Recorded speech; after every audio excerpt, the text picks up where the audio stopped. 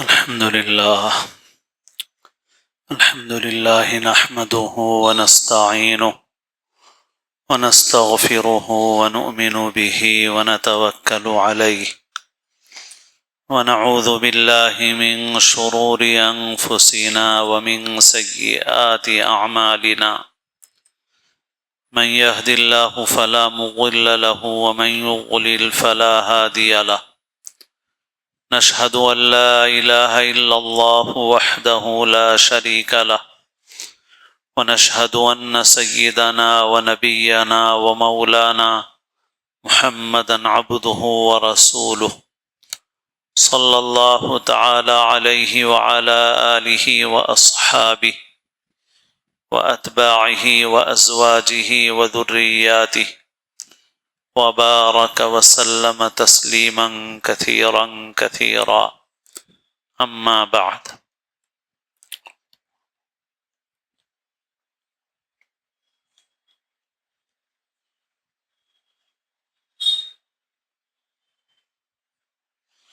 قابل احترام بزرگوں، عزیز دوستوں، عزیز طلباء، پردے سے سننے والی مائیں اور بہنیں،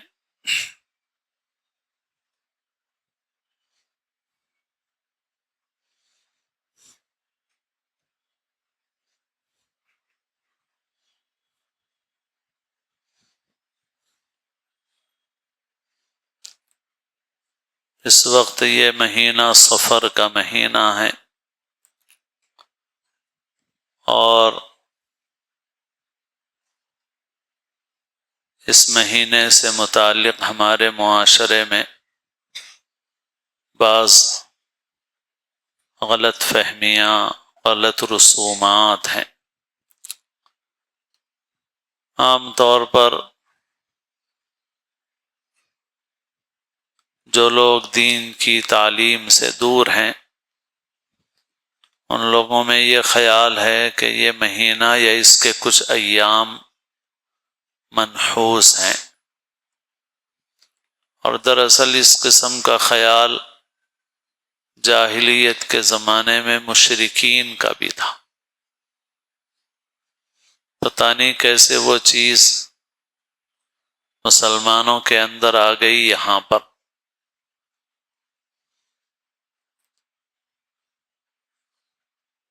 حالانکہ ایسی کوئی بات دین میں نہیں بتائی گئی۔ رسول اللہ صلی اللہ علیہ وسلم نے امت کے خیر کے لیے، بھلائی کے لیے تمام ضروری باتیں بیان فرمائی، اور چھوٹی چھوٹی باتوں میں بھی امت کو نقصان سے بچانے کا اہتمام فرمایا۔ تو اگر کچھ دن ایسے ہوتے، کوئی مہینہ ایسا ہوتا، کچھ وقت ایسے ہوتے کہ جن میں اچھے کام یعنی خوشی کے کام نہیں کرنے چاہیے، تو رسول اللہ صلی اللہ علیہ وسلم بتاتے، فرماتے کہ بھئی اس سے ان دنوں میں یہ خوشی کے کام مت کرو۔ لیکن آپ صلی اللہ علیہ وسلم نے ایسی کوئی چیز نہیں بتائی۔ پھر یہ کہ اس قسم کی اور بھی بہت سی چیزیں ہیں، تو جن لوگوں کا ذہن ایسی چیزوں میں چلتا ہے انہی کو مسائل ہوتے ہیں، اور جن لوگوں کا دماغ ایسی چیزوں کی طرف جاتا ہی نہیں ہے تو ان کو کوئی مسئلہ ہوتا بھی نہیں۔ تو ایک سفر کے مہینے کی بات نہیں ہے، اور بھی بات ہے، جیسے گہن لگنے کے وقت کا بھی مسئلہ ہے، سورج گہن یا چاند گہن ہو۔ حدیث میں ہے کہ یہ سورج گہن، چاند گہن اللہ کی نشانیوں میں سے نشانیاں ہیں، اور یہ بتایا گیا کہ اگر کہیں پر گہن ظاہر ہو تو اس وقت ذکر میں، نماز میں مشغول رہو، بس اتنا بتایا گیا۔ ایک بات یہ بھی ہے کہ آج کل اخبارات میں کثرت سے سورج گہن یا چاند گہن کی خبر آتی رہتی ہے، تو وہ اصل میں دنیا کے کسی نہ کسی حصے میں وہ گہن رہتا ہے، وہ ہمارے علاقے میں نہیں ہوتا۔ اگر اخبار میں خبر آتی ہے تو لوگ اور کچھ دیکھیں نہ دیکھیں وہ ضرور دیکھتے ہیں، پھر فون بھی کرتے ہیں کہ بھائی یہ سورج گہن ہے، چاند گہن ہے، کیا کرنا چاہیے؟ تو ہم پہلے یہی بتاتے ہیں کہ یہ اخبار میں چھپتا رہتا ہے، یہاں نظر آنے والا نہیں ہے۔ وہ جو حکم ہے نماز کا یا ذکر کا، دعا کا، وہ اس وقت ہے جب کہ کسی جگہ میں نظر آئے، باقی سائنسی اعتبار سے وہ گہن لگتا رہتا ہے، وہ سیاروں کا نظام ہے، تو وہ دنیا کے کچھ حصوں میں نظر آتا ہے اور کچھ حصوں میں نظر نہیں آتا۔ اب اخبار میں خبر آ جائے تو سب جگہ لوگ پریشان۔ تو اب جن گھرانوں کے اندر ایسی غلط توہمات نہیں ہیں، ان گھروں میں آتا بھی ہے، گزر بھی جاتا ہے، معمول کے مطابق کام کرتے ہیں، کچھ نہیں، کوئی مسئلہ ہی نہیں ہوتا ان کو، سونا ہے سوتے ہیں، کھانا ہے کھاتے ہیں، پکانا ہے پکاتے ہیں، اور بعض اوقات ان کو پتہ بھی نہیں چلتا کہ بھئی یہ دن آیا اور گیا اور یہ گہن آیا اور لگا اور ختم ہو گیا، پتہ بھی نہیں چلتا ان کو۔ لیکن اب جن لوگوں کے ذہن میں وہ چیزیں پہلے سے، ان کو بڑی پریشانی رہتی ہے، گہن نہیں نظر آتا ہے تب بھی پریشان رہتے ہیں۔ تو بھائی یہ اصل میں انسان کی سوچ بھی اثر انداز ہوتی ہے اس کے اوپر۔ اسی وجہ سے ہم کو ایک مضبوط عقیدہ دیا گیا، اللہ پر یقین، تقدیر پر ایمان، اور شرعی احکام بتا دیے گئے، فائدے اور نفع کی چیزیں بتا دی گئی ہیں، نقصان کی چیزیں واضح کر دی گئیں کہ یہ کرو یہ مت کرو بس۔ تو اس وجہ سے مسلمان کو ایسی چیزوں میں نہیں پڑنا چاہیے، اپنے عقیدے کو، اپنے یقین کو مضبوط رکھنا چاہیے۔ بہت سی چیزیں جو رسومات کی یا بدعات کی لائن کی ہوتی ہیں، تو رسم کہتے ہیں کوئی چیز جو ضروری نہیں ہے اس کو ضروری بنا لینا، اس کو بولتے ہیں رسم۔ رسومات بولتے ہیں نا، کیا مطلب رسومات کا؟ رسم اور رسومات کا مطلب یہ ہے کہ کوئی چیز جو ضروری نہیں ہے مگر اس طریقے کو ضروری بنا لیا گیا، اس کو عربی میں بولتے ہیں التزام ما لا یلزم۔ اور پھر اگر اس میں ایک قید کا اضافہ ہو جائے تو وہ بدعت ہو جاتی، اور وہ قید ہے فی الدین، یعنی ایسی چیز جو ضروری نہیں ہے اس کو ضروری بنا لیا جائے اور دین کا بھی حصہ بنا دیا جائے۔ دین کا حصہ نہ بنائیں تو رسم بولیں گے، جیسے شادی کی بہت ساری رسومات ہیں، تو اب اس کو دین بھی نہیں سمجھتے لوگ، مگر بہت سی چیزیں ضروری کر لیے اپنی طرف سے، اور کر لینے کی وجہ سے بہت ساری پریشانیاں ہیں، حالانکہ اللہ کے رسول صلی اللہ علیہ وسلم نے ہمارے لیے کوئی ضروری نہیں بنایا ان چیزوں کو، مگر ہم نے اس کو ایک ضروری بنا لیا، اب یہ نہیں کرے تو کیسا، یہ کرنا ضروری ہے۔ تو اب وہ بوجھ بن گئی وہ چیزیں معاشرے کے لیے۔ لیکن بعض چیزیں ایسی ہیں جو ضروری نہیں ہے اس کو ضروری بھی بنا لیے اور دین کا بھی حصہ بنا لیے۔ اس کی علامت یہ ہے کہ اگر ان چیزوں کو کوئی چھوڑ دے تو اس کو کوئی طعنہ ایسا دیا جاتا ہے جو دین کے اعتبار سے طعنہ ہے۔ تو یہ بولتے ہیں کہ صاحب یہ تو باپ دادا کے طریقے سے ہٹ گیا اور فلانا ہو گیا، یہ کیوں بھائی؟ کہاں ہے؟ ضروری ہے کیا؟ ضروری نہیں ہے۔ جو ضروری نہیں ہے اس کو ضروری بنانے کا کسی کو حق نہیں ہے۔ بعض چیزیں ہیں آدمی کو اختیار ہے، آپشن ہے، کرنا چاہے کرے، نہ کرنا چاہے نہ کرے۔ جس چیز میں شریعت نے اختیار دیا اس کو آپ کمپلسری اور لازمی کر رہے ہیں، تو یہ حق آپ کو نہیں ہے. تو ایسی چیز کو ضروری کر کے پھر اس کو دین کا بھی حصہ سمجھا جائے تو بدعت کہلاتی. تو ہر جگہ کچھ نہ کچھ رسومات ہیں، کچھ نہ کچھ بدعات کے قبیل کی چیزیں ہیں. اور ہمارے ملک کے الگ الگ حصوں میں الگ الگ چیزیں ہیں. حضرت مولانا علی میاں رحمۃ اللہ علیہ فرماتے تھے کہ جو سنت ہے وہ انٹرنیشنل ہے، اور جو بدعت ہے وہ انٹرنیشنل بھی نہیں ہے، نیشنل بھی نہیں ہے. نیشنل مانے پورے ملک میں، پوری دنیا میں بھی نہیں ہے، پورے ملک میں بھی نہیں ہے وہ، بلکہ وہ ہر ایریے میں الگ الگ ہے. حیدرآباد میں الگ ہے، ناگپور میں جاؤ تو الگ ہے، یو پی میں جاؤ تو الگ ہے، کیرلا تمل ناڈو میں جاؤ تو الگ ہے. تو یہ علامت ہے اس کی کہ یہ سنت نہیں ہے یہ. اور جو چیز سنت ہے وہ انٹرنیشنل ہے، پوری دنیا میں کہیں بھی جاؤ تو وہ چیز ہے وہاں. تو بہرحال رسم کے سفر کے معاملے میں یا اسی طرح سے دیگر چیزوں میں جو ہمارے ذہنوں میں ایسے توہمات ہیں جو دین میں بے بنیاد ہیں، تو ان کو اپنے دل و دماغ سے نکال دینا چاہیے، اور اپنی فکر کو صحیح کر لو تو پریشانی بھی نہیں ہوتی، سب کام ہوتا رہتا. اور اگر خواہ سوچ اپنی خراب ہو گئی تو وہی ہوتا. یہی معاملہ عملیات کا بھی ہے. کچھ لوگوں کو ضرورت پیش آتی ہے علاج کی،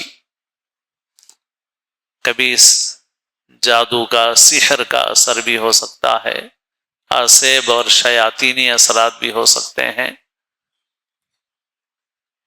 لیکن کم لوگوں کو علاج کی ضرورت ہوتی ہے، اور زیادہ لوگ وہ ہیں جن کو علاج کی ضرورت نہیں ہے مگر ان کی سوچ ویسی بن گئی ہے، تو ان کا دماغ ہر وقت ویسی ہی چیزوں کی طرف جاتا ہے. یہ زیادہ نقصان دہ ہوتا ہے. اسی لیے ایسے لوگوں کے پاس جانے والوں میں 2-4% لوگ وہ ہیں جن کو واقعی علاج کی ضرورت ہے، باقی بڑی اکثریت وہ ہے، خاص طور پر عورتوں کی، کہ جن کا ذہن خراب ہو گیا اور ہر وقت دماغ انہی چیزوں کے اندر جاتا. تو یہ کمزوری کی بات ہے. ایمان کے اعتبار سے مضبوط ہونا چاہیے اور اس طرح کی کمزوریوں کو راستہ نہیں دینا چاہیے. شادی بیاہ میں بھی بعض دنوں کے متعلق یہ تصور کہ اس میں نہیں کرنا چاہیے، اس میں نہیں.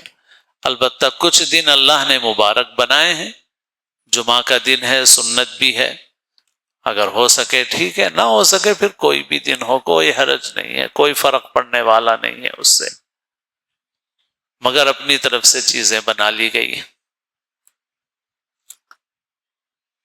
ایسے ہی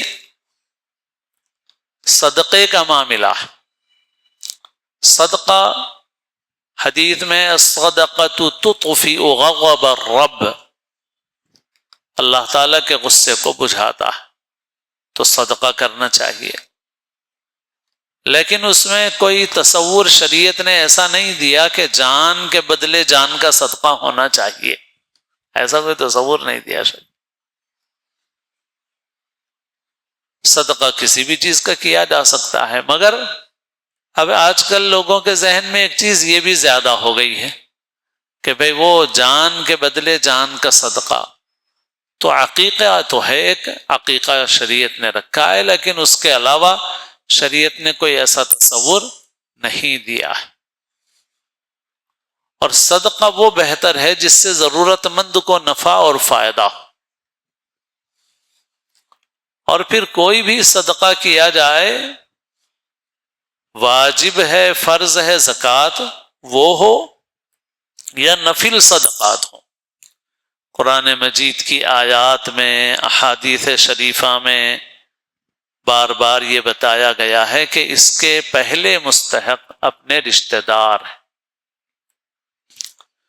تو جو لوگ ایسے موقع پر صدقہ کرتے ہیں تو وہ رشتہ داروں کو تو اکثر بھول جاتے ہیں، کسی مدرسے میں لے جا کے دے دیتے ہیں، کسی اور جگہ ایسی صرف کر دیتے ہیں، ٹھیک ہے، وہاں پر بھی جو خرچ کرنا چاہیے وہ خرچ کرنا چاہیے آپ کو، وہ بھی ایک مصرف ہے، لیکن جب آپ نے صدقے کا ارادہ کیا تو صدقے میں سب سے پہلے تو رشتہ دار ہیں، اعزاء و اقارب ہیں، تو وہ پہلے نمبر پہ ہیں۔ بلکہ بعض اوقات ایسا ہے کہ بعض اوقات کیا بلکہ ہمارے معاشرے میں اب یہ صورتحال کچھ زیادہ ہو گئی ہے، بالخصوص اب جو طرز زندگی ہو گیا ہے اس میں ایک دوسرے سے رابطے اور تعلقات بہت کم ہو گئے۔ پہلے ایسا نہیں تھا، پہلے رشتہ داروں سے رابطہ تعلقات زیادہ ہوا کرتے تھے، مگر اب ویسا نہیں رہا۔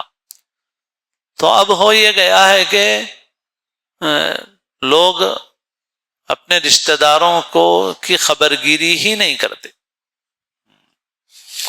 یعنی مال جن کے پاس ہے تو وہ جو سوال کرنے والا آتا ہے اس کو دیتے ہیں، چاہے وہ فرد ہو چاہے کوئی ادارہ ہو، افراد آتے ہیں مانگنے والے تو ان کو دے دیتے ہیں، ادارے والے آتے ہیں تو جہاں دینا چاہتے ہیں وہاں دے دیتے ہیں، تو اس میں ہم اپنا خرچ کر دیتے ہیں۔ لیکن یہ کہ ہم کو یہ فکر کہ بھئی میرے پاس جو پیسہ ہے جو مجھے خرچ کرنا ہے، چاہے کسی مصیبت کے آنے پہ صدقہ کروں یا آنے سے پہلے ہی کروں۔ حدیث شریف میں نذر کے متعلق بھی، منت کے متعلق بھی، منت یعنی اللہ کے لیے مانگی جاتی ہے تو منت، اور منت اور نذر صرف ایسے کام کی ہوتی ہے جو عبادت مقصودہ ہو۔ بہت سی ایسی منتیں لوگ مانگ لیتے ہیں جو شریعت میں ہوتی نہیں، نذر ہوتی ہی نہیں۔ لیکن اگر کوئی ایسی نذر مانے، مثلا میں نذر مانوں کہ بھئی میرا کام ہو جائے، میں روزے رکھوں گا، تو یہ نذر ہے، پورا کرنا ضروری ہے۔ میں صدقہ کروں گا تو صدقہ کرنا ضروری ہے۔ میں نفل نماز پڑھوں گا تو اب یہ نذر کی وجہ سے واجب بھی ہو گئی، مجھے نماز پڑھنا ہے، ضروری ہے۔ تو اب آدمی اس طرح نذر مانتا ہے کہ فلاں کام ہو جائے یہ کروں گا، تو حدیث شریف میں ہے انما یستخرج بہ من مال البخیل، اس کے ذریعے سے بخیل کے مال کو نکالا جاتا ہے۔ یعنی گویا یہ بتایا گیا کہ اصل چیز تو یہ ہے کہ ایک مسلمان کو مصیبت آنے سے پہلے بھی صدقے کا اہتمام کرتے رہنا چاہیے، تو مصیبت آنے پہ ہو بلکہ اس سے عام حالات میں بھی ہو، صدقہ کرتے رہنا چاہیے۔ تو اب صدقہ کرنے والا یہ نہیں سوچ رہا ہے کہ میں اپنے رشتہ داروں میں کس کو پہنچاؤں اور کس کی مدد کروں یا ان کے احوال معلوم کروں، یہ فکر اب نہیں رہی۔ اب یہ کہ ذرا پریشانی آئی، بیماری آئی، فلاں ہوا، یہ ہوا، بھئی یہ کر دو، اچھا کس کو دے رہے ہیں؟ پھر رشتہ دار کا اس وقت بھی خیال نہیں ہے آپ کو، آپ غیر دوسرے لوگوں کو دے رہے ہیں، ٹھیک ہے، اگر ہوں گے وہ بھی مستحق، مگر یہ ہے کہ آپ کے مال کا پہلا مصرف تو آپ کے اقارب تھے۔ قرآن مجید کی ایک نہیں کئی آیتوں میں اس کی صراحت موجود ہے، احادیث شریفہ میں اس کی صراحت موجود ہے کہ پہلے نمبر پر رشتہ دار۔ بلکہ ایک مزاج جو ہمارے معاشرے میں ہے وہ حسد کا ہے، یعنی رشتہ داروں کو کرنے کی ضرورت ہے بھی تو کرنا نہیں چاہ رہے ہیں، یعنی اندر سے نفس یہ چاہ رہا ہے کہ یہ لوگ پریشان ہی رہیں تو اچھا ہے، یہ پریشان ہی رہیں تو اچھا ہے۔ ان کا خوش رہنا ہم کو خوش نہیں کر رہا، ہماری خوشی اس میں ہے کہ وہ پریشان رہیں، وہ پریشان رہیں تو ہم کو خوشی ہے، اور اگر وہ خوش رہیں تو ہم کو خوشی نہیں ہے۔ یہ بیماری ہے، یہی حسد ہے، یہی کینہ ہے، اور اس کی وجہ سے آدمی نہیں کرتا ہے، اور جگہوں پہ کر دیتا ہے، وہاں نہیں کرتا ہے جہاں پہ کرنا چاہیے، جن کا حق پہلے ہے ان کو نہیں کرتا، دوسروں کو کرتا۔ تو جو پریشانیاں آ رہی ہیں وہ تو اس کی وجہ سے آ رہی ہیں زیادہ، اپنے مال کے ذریعے سے، اپنے کپڑوں کے ذریعے سے، اپنے زیور کے ذریعے سے، اپنی دعوتوں کے ذریعے سے دوسروں کو جلانا ایک نیت بن گئی ہے۔ دوسروں کو کیسا جلانا، اپنی ان ساری چیزوں کے ذریعے سے۔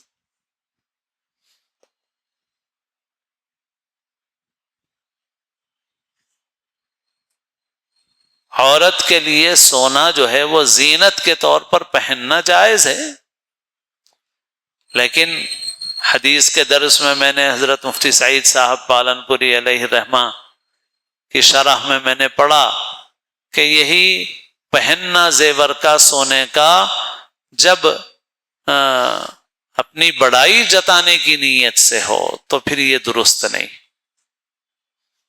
دونوں میں فرق ہو گیا، ایک ہے اپنی خوبصورتی کے لیے اچھے زیور پہننا، اور ایک ہے کہ اپنے زیادہ سے زیادہ سونے کو ظاہر کرنا تاکہ دوسروں کو جلایا جائے اور دوسروں کو بتایا جائے کہ ہمارے پاس ایسا سونا ہے اور ہمارے پاس ایسے کپڑے ہیں۔